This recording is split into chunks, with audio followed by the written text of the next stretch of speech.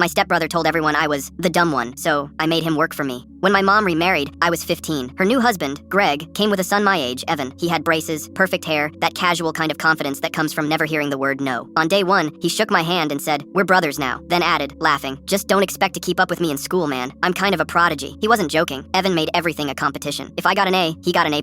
If I told a joke at dinner, he repeated it louder and took the laughs. Even the adults fed it, Greg proudly saying, "That's my boy, future CEO." Mom would smile weakly and say, "My son's artistic," which landed somewhere between a compliment and an apology. Back then, I loved computers, but I didn't have a gaming setup or coding camps like he did. I tinkered with an old desktop Greg tossed in the garage, rebuilt it from scraps, and taught myself to code at night. Evan would peek in, see me typing, and smirk. "You actually think you'll get paid to press buttons? Good luck, man." That phrase, "good luck," man, stuck in my head for years. So I studied hard, worked part-time, ate ramen, graduated, landed an IT job. Not glamorous, but solid. Meanwhile, Evan went to business school on Greg's dime. He'd post photos in blazers captioned, "Future CEO loading," and DM me memes about coding slaves working for real visionaries. Then came a recession. He graduated with debt and no job. Greg's company downsized. The house sold. My mom passed unexpectedly that same year, and contact between us evaporated. Fast forward 7 years. I'd spent that time building something real. A cybersecurity firm, remote team, growing clients. We saved small businesses from major data leaks, and for once, I could breathe. One afternoon, HR sent me new applications for an onboarding program. Name caught my eye, Evan Matthews. It took a minute to register. Same name, same middle initial. I actually laughed at first, assuming it was coincidence. It wasn't. His resume arrived attached. Cover letter generic, eager to enter tech, strong leadership skills. His only references were frat bro internships and a coffee shop job. HR flagged him as borderline manager's discretion. I wrote 2 words, approved, interview. He walked into our virtual meeting looking older, still putting on charm, not realizing who I was. He started rattling off buzzwords about synergizing networks and leveraging vision. I watched silently until halfway through, when he finally looked closer at my profile picture. You could see the recognition hit. His voice cracked slightly. "Wait, Jake? From? Hey, Evan. Long time." He blinked hard, forced that old smirk. "Didn't realize this was your company." "Yeah, kind of a recent thing," I said lightly. He laughed, awkward, muttered something about being better in leadership roles than technical stuff. I nodded. He didn't get the leadership track, obviously, but we offered him a junior support position, entry level, perfectly fair. He accepted the next day. Now, every time his name pops in the help desk queue asking permission for overtime or tool access, I approve it with 1 click. He's good at the job. I'll give him that. He's quiet now, polite, calls me sir sometimes. We met in person during the holiday party. He hesitated before shaking my hand, saying softly, "You really built all this?" "Every line of code," I replied. Pressing buttons worked out. He smiled, small and tired. "Yeah, guess it did. Good luck, man." I almost thanked him for saying that, because that's when it finally landed. He wasn't my rival. He was just the noise I grew past. Sometimes revenge isn't fire or fury. It's walking into the future and realizing the person who mocked your path is now standing quietly on the one you paved.